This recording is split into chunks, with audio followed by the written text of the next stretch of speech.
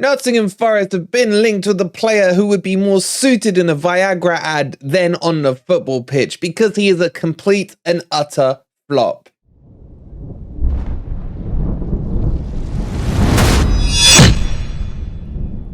Good morning, good evening, or good night, wherever in the world you are, whatever time of day you're watching this. Hope you're having a fantastic day. And welcome to your latest Nottingham Forest news. In today's video, we'll be talking about Flopsky right here, Ryan Sessegnon, and talking about why I think he's not good enough for Nottingham Forest. We got an update on Panzo and Surridge as he gets linked away from the City ground. And another no-name striker has been linked to Nottingham Forest. And there is talks of one deal getting close, but it's an exit rather than an entry into the City ground. Before we get into it, please don't forget to hit that like button. If you're new to Forest Fan TV, please do feel free to hit that subscribe button. It's completely free to do. And let's jump into this and let's start with Ryan. Okay, so Ryan Sessegnon, the Spurs flop. And yes, I am calling him a flop because I think he's utter shite. And why do I say that? Because he's been terrible. There's like no one can stand here and tell me that he has had a decent career so far at Tottenham. Some may sit there and say, oh, he hasn't been used right, or he hasn't been given enough game time. He hasn't had this, that, or the other. But let's face it, the reason he got that move to Spurs in the first place, which was 25 mil, by the way, was because he had one decent season at Fulham, and that was in the Championship. He was hyped up, he was talked about like he was going to be the next Roberto Carlos, but hasn't actually cut it at Tottenham. So why on earth would we think he would be any better at Nottingham Forest? Now, I've seen all kinds of people saying, oh, but under Steve Cooper, he'll get the best out of him. Oh, he needs a run in the team. Oh, Steve Cooper used to work with his brother back in the England setup. The hell's that got to do with Ryan? Seriously.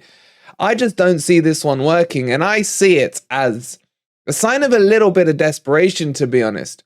Maybe it's because we need the homegrown quota thing. Maybe we need to pick that up a little, but again, I don't see that. And more importantly, he's nothing on Lodi.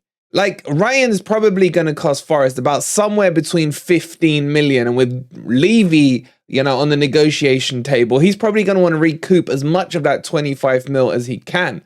So expect a hard negotiation between the two clubs. And then, even if he was 15, you're then looking at Lodi, who is about 20 to 25. There was even reports saying that Atleti would bring it down to 17, 18 mil. Yes, I understand there's all kinds of issues with his personal situation, with his wife, his partner, and his kid, etc. But I would rather Forest sat down and negotiated those with him rather than anything else, because Lodi isn't exactly being cried out for by many clubs. He's had a few links, but all these links are going to end him up somewhere in Europe and not in Brazil. So I would rather Forest push back on Lodi and try to get that one through rather than this Flopsky right here. And yeah, I am coming out quite strong about it because I am starting to get frustrated. Some of the links, and we'll talk about a few names later on in the video, I'll be shocked if 1% of you guys have heard of them. And is this really the caliber of player Forest should be going for? In fact, I'll go a step further. Everyone seems to have forgotten about Omar Richards. And in my opinion, Omar Richards is a better player than Sessegnon. And I just don't understand why we would go for this crapper over maybe Omar Richards' leg still hasn't grown back. Who knows? But we still haven't had an update on that at all, which is just annoying in itself. So yes, the frustration and the annoyance is building up in me, but Sessegnon is just not the right player.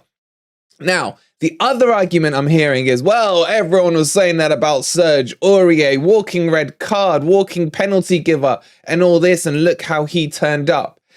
Just because someone else defied logic and defied expectations, it doesn't mean that every other player you bring in, and just because they're from the same former clubs, will be the exact same caliber. It's still a risk. Is there a player in him? Maybe. But I haven't seen it at all since his championship season in Fulham. And then people say to me, oh, well, he's diverse in his position. He can play left back, left wing back, and left wing and left midfield. So I could play those positions, doesn't mean I can play them well. He can't take on a player. He's scared to take on players in the final third. He can't defend. He's weak. The only attribute he has going for him is that he is pacey. And overall, for me, none of this makes sense. Apart from the lot who are saying, oh, Cooper will work his magic, and the classic line, if Cooper wants him, then we should get him. Fine, if Cooper wants him, then get him. But it doesn't mean I can't have an opinion on him and say how shit he really is. And that is the truth. Look, if he signs, let's put this old caveat in there. Obviously, I'll back him. I'm sure everyone will back him. But while the speculations are out, we might as well have our say on what we really do think about players. So what do you guys think about Sessegnon? Do you see the logic behind this? I'm sure some of you will. But remember as well, my brother, the idiot, supports Spurs. And he is laughing right now at this link. He is actually trying to sell him to me. Yeah, he told me he's been a flop. Yeah, he's crap attacking. He's crap defending. He's crap with the long ball, etc. But he wants rid of him. And any money he can see coming Spurs' way, he'd be more than happy with. So maybe that should tell you guys something about him. So for me, this is a no. There's not even really been talks about a fee. What we do know is that his valuation is in and around that £15 million mark. And honestly, man, you could get Augusto for about 8 million. Yes, Inter are linked in with him, but bloody hell, man, give Monza double that. I would rather that than having bloody Sessegnon come in. Seriously, I'm so against this one. But what do you guys think? That's the more important opinion that I'm interested in. Would you go for Ryan, or would you rather Omar Richards was given a prosthetic leg? Or would you rather we pushed more for Lodi? Or would you rather we brought in the likes of Augusta from Monza? Let me know in the comments down below. Okay, this video is going to be a bit of a shit sandwich. So we've started with the crappy story about Ryan. Let's move on to some positive news, which is about sponsorship with Nottingham Forest. Nottingham Forest today have announced a sponsorship on their training gear with E.ON, the energy company. And this is actually really good news and good progression. It has been annoying me for the last season that Forest haven't had training sponsorship. It's something you see a lot of the Premier League clubs do, and it's another way to generate easy income and easy revenue. And finally, Forest have done it. They have got a sponsorship, not for the main kit, may I add, but for the training kit. And it's a big, well-known name, and it's good to see. Now, on top of that, we are being told from very, very strong sources that the reason the kit isn't coming out until the 14th is exactly why we alluded to in a previous video last week, because Forest are in talks with getting a sponsor done, and the sponsor put on the shirt before they put it on general sale. So just to remind you, the kit will come out on the 13th of July, the away kit on the 14th of July. But what we're being told is that the kit will have a sponsor. Now, who that sponsor is, we don't yet know. But as soon as we do and we can confirm it, of course, we will bring it to you. But a good news story today, and it's nothing to do with players on or off the pitch. It's to do with sponsorship and more money being generated for Nottingham Forest, is that E.ON will sponsor both the men and the ladies' kits, the training kits, that is, alongside the Adidas logo, etc. So get your thoughts in on that one. And let's move on to some more news. Okay, let's move on to a striker that's been linked who I know F all about, honestly, and I'm absolutely baffled by it when you look at his stats. And his name is, gonna have to look it up again, Bilal Toure from Almira. And apparently, a person who scored a handful of goals. I think I scored more than him in the park last weekend than he has all season. He is worth, apparently, 35 million, and he's after 70k a week. At least that's the bid being tabled to him by Everton. And apparently Forest, Fulham and Wolves are all interested in him. I don't get this one at all. I'm putting this one down to me completely having missed him and having no clue about him. He must be the next Drogba, apparently, is what they're all touting him to be. And if he is, cool. But I think that comes with a risk. His actual valuation is probably in and around 10 million. He was bought there for about 8 million euros back when he moved to Almera's, but I don't get this one. And if it's true that Wolves, Everton, Fulham and Forest are all very interested in him, then this is going to create a bidding war, and this is going to create this price to go up. And that's the only reason I can see why it's up in and around the £35 million mark. Now, for 35 million, you really could get a better striker than this, or should I say a more renowned striker than this. Again, I'm getting annoyed. I don't see the logic in this. And we do know the thing is that Everton have severely under financial fair play scrutiny. So can they really splash out 35 million on a player that's worth 10 million? Even for Everton fans, I know we don't care about what Everton do, but this one wouldn't make sense to me either if I was an Everton fan. But honestly, maybe you guys know more about him than I do. For me, Iheanacho makes way more sense. If it's true and it's an 8 million fee with a few million add-ons, then at least he's Prem proven. At least he's played in the Premier League, scored in the Premier League, knows the club. Everyone's talked about how he's great mates with Awani and all this crap. I'd rather that deal than an unknown entity that we're going to splash out 34 million for. Now, technically speaking, that would make him nearly twice as good as Chris Wood. Now, I know the bar's not set high, but are we really judging players by the barometer that is Chris Wood? It's getting worrying. I can think of a lot more I could do better with 34 mil than El Bilal. And I just think, I still go back to Moussa Dembele, free agent, no risk involved, scores goals. Yes, he had a crappy season last season at Lyon, but overall, even if he was to flop at Forest, would be no risk apart from his salary and add-on fee, but let's forget those for a second. But to then spend 34 mil on El Bilal, an unknown entity, well, at least to me, that then brings a lot of risk. He is definitely not Prem proven. I don't think anyone can argue with me on that. He's not a household name. He's not a player that was anywhere near my radar. But I just don't like this one. I don't, and the frustration is building. Get your thoughts in on El Bilal down below, especially if you've seen him play. I would like to know what you guys think of him.